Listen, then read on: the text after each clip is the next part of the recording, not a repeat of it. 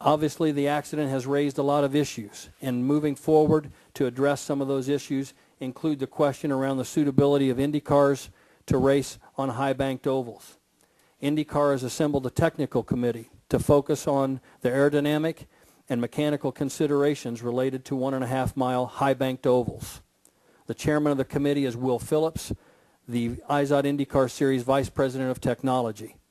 The attendees are IndyCar Series team engineers. In addition, representatives from chassis manufacturer Dallara are also invited to attend.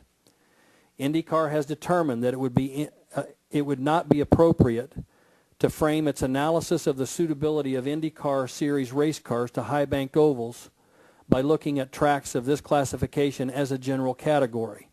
In other words, each high-banked oval has unique characteristics, and each should be considered individually. The banking itself is not the only geometry taken into consideration. There are a number of factors, including the length and width of the track, the banking, the progressiveness of the banking, the length of the transitions, the overall grip of the asphalt, the coefficient of friction. There are a number of factors that lead and create to a total geometry package and consideration of each track that should be taken under consideration on an individual basis, not simply by banking alone. IndyCar and CART and Champ Car have successfully conducted many races over its numerous years on courses that meet the definition of high-banked ovals. Due in part to the total geometry of the track, each track has its own unique routes around the circuit that optimize speed and handling capabilities. Most of you know these and are referred to as the racing groove. These routes create restrictions on where a driver can place the car on the track and remain competitive. Most tracks have a limited number of racing grooves. For example, it's not unusual for ovals to have only 1 or 2 racing grooves, including here at Indianapolis.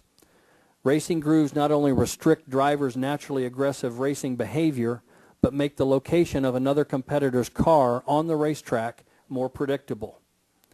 The examination of the video of the October 16th accident demonstrates normal pack racing that is common on high-banked ovals.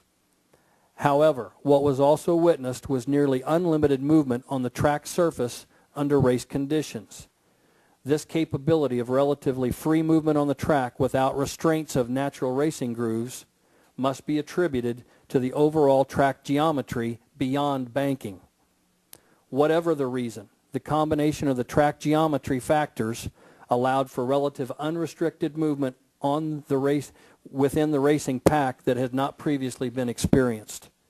This movement not only allowed for increased car-to-car contact, but made it more difficult for drivers to predict the movement of other drivers around them. As a result, the opportunity for this accident was increased.